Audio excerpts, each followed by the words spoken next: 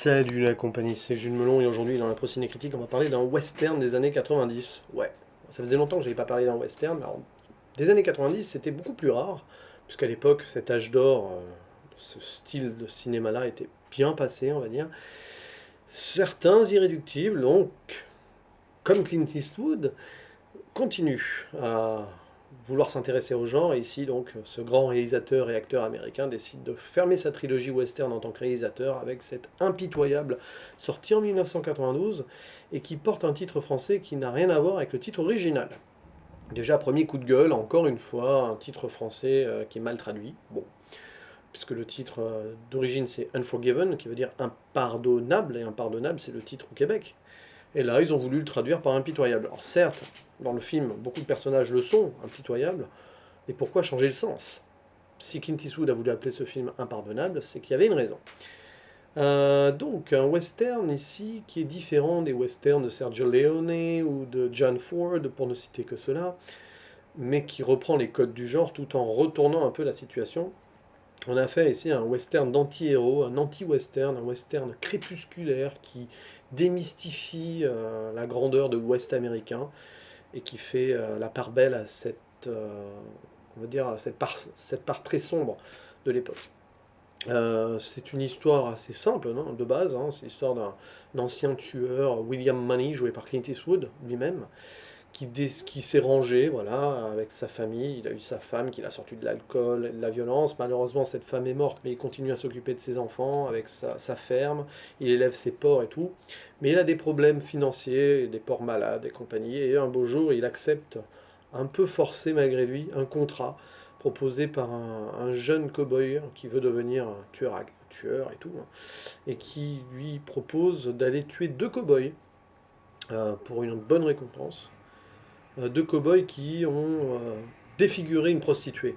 Et ces prostituées qui avaient de l'or en réserve décident de proposer une récompense à ceux qui se débarrasseront de ces deux cow-boys en mode vengeance. Donc, William Money accepte, et il accepte sous une condition, c'est de s'associer à son ancien ami, un esclave affranchi nommé Ned Logan, et joué par l'excellent Morgan Freeman. Et ils partent à trois donc ils partent à trois dans une ville qui s'appelle un petit village voilà, du Wyoming qui s'appelle Big Whiskey. Et c'est là-bas qu'ils doivent donc aller tuer ces deux cow-boys. Sauf que ce n'est pas si simple. Évidemment, qui dit ville, machin, enfin de l'époque, dit un shérif. Et ce shérif, joué par Gene Hackman, un Gene Hackman excellentissime dans ce rôle de Little Bill. Ce shérif, il est pour le coup impitoyable, hein, lui aussi. Et il fait régner une loi très stricte interdisant les armes à feu dans l'enceinte de sa ville, pour y faire régner une loi très dure.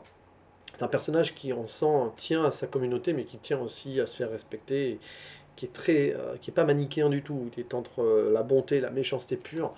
Et c'est vraiment tout un personnage hyper intéressant, très très bien développé d'ailleurs, développé dans une scène un peu à part au début où on nous le présente sous son jour le plus intraitable possible, lorsqu'un certain English Bob, joué par Richard Harris, un bandit britannique, vient dans sa ville et il le maîtrise, et il le ridiculise incroyablement devant son biographe et tout. Enfin, le English Bob, c'est quelqu'un qui a beaucoup de charisme, qui a une grande carrière derrière lui. Il le ridiculise comme jamais. Et là, tout le personnage de ce Little Bill nous apparaît comme très grand. Et bon, voilà, quoi. À partir de là, on n'attend qu'une seule chose, c'est la confrontation entre William Money, joué par Clint Eastwood, et Little Bill, joué par Gene Hackman. Cette confrontation finira par arriver, vous pouvez l'imaginer. Sans que je révèle quoi que ce soit du film, c'est obligé. Voilà. Et donc ce film est très intéressant. Et il revisite les codes du western tout en les reprenant.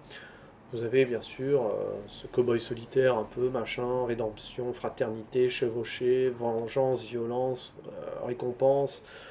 Tout ça est présent, mais tout ce qui est manichéen, tout ce qui est dans le manichéen qu'on peut voir dans ce genre de film-là, est ici totalement retourné. Parce que William Money, c'est un héros dans le film, on s'attache à lui, sauf que c'est un pur salaud qui a tué tout ce qui bouge avant, qui s'est rangé, mais qui ici se remet en selle, comme ça, juste pour de l'argent. Bon, ça a l'air simple hein, quand même, mais c'est un gars qui, on ne sait pas s'il est bon ou méchant, quoi, clairement, et même dans le présent du film. Il se laisse facilement reprendre quand même par les démons du passé, je trouve. Et c'est génial, parce que pareil pour le shérif, qui est censé être la bonté, la loi, mais qui est quelqu'un de détestable. Voilà qui est cool dans ce film, c'est ces deux personnages qui ne sont ni bons ni méchants, qui sont un peu des deux. Et c'est un peu la critique de cet Ouest américain un peu décadent, hein, quelque part, où rien n'était facile et rien n'était tout blanc ou tout noir, clairement. Et voilà pourquoi ce film est intéressant. Clint Eastwood ici est au top, vraiment, de sa narration surtout. Niveau réalisation, c'est toujours pareil, hein, il est classique mais efficace. La narration et les scénarios sont parfaits, les personnages sont très bons. Je mettrais 8, 8,5 sur 10 parce qu'il y a quelques moments de mou dans le film et des petits regrets aussi sur certains personnages qui sont peut-être pas assez mis en avant. Ned Logan, donc le personnage de Morgan Freeman, un peu mis au second plan, il aurait peut-être mérité mieux. Pareil pour English Bob, qu'on voit très vite, et pourtant Richard Harris le joue très bien. Non, mais il y a quelques moments un peu longs, mais franchement, l'ensemble est extraordinairement bon. Ce film mérite son Oscar. Gene Hackman mérite son Oscar pour le rôle de Little Bill. Franchement, rien à redire. Et si ce n'est, ben, c'est classique, parce que finalement, Clint Eastwood, avec son anti-héros qui essaye de revenir sur le droit chemin, mais qui n'y arrive pas forcément, il a traité ce thème-là aussi dans un film dont j'ai parlé il n'y a pas longtemps. Un monde parfait, avec Kevin Costner. Et je crois qu'il est sorti juste après d'ailleurs ce film. C'est assez étonnant de faire le parallèle entre les deux films. C'est à peu près la même chose. Pas le même contexte, mais c'est à peu près la même chose. Voilà. Non, franchement, ce film est un très bon western. Et j'ai bien aimé les hommages au western d'avant et j'ai bien aimé cette relecture très sombre. Voilà, c'est un film qui ne laisse pas indifférent et qui a beaucoup de degrés de lecture, côté religion aussi. Parce que bah, le fait que le héros, là, cet anti-héros, élève des porcs, le porc étant un peu le diable et tout, on sent que c'est ça, William Money, c'est un peu la mort, c'est un peu le diable qui s'est rangé mais qui ne peut pas se ranger, forcément. Il est obligé de revenir au business et aux affaires à un moment ou à un autre. C'est un peu quelqu'un qui est condamné à vivre ainsi.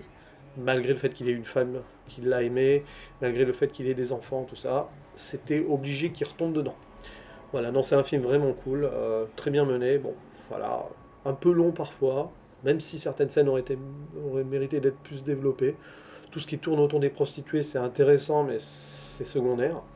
Tiens, à noter d'ailleurs qu'il y a la mère dans Titanic, la mère de Kate Winslet dans Titanic, la mère de Rose, qui joue la chef des prostituées. Voilà, bon, ça j'ai reconnu ça, j'ai dit tiens, j'ai déjà vu cette actrice. Bah ouais, je l'avais vue là. D'ailleurs, avant qu'elle joue dans Titanic. Ici, voilà. Donc c'est un film que je conseille et qui méritera d'autres lectures et d'autres visionnages parce qu'à mon avis, il y a beaucoup de choses à dire et beaucoup de choses à analyser. Je n'ai pas le temps de le faire ici, puis c'est pas le propos de ce genre de vidéo, vous le savez bien. Mais c'est intéressant, ça sera intéressant d'y revenir un jour, à mon avis. Peut-être pas, avec une critique écrite sur Sens Critique, peut-être, allez savoir.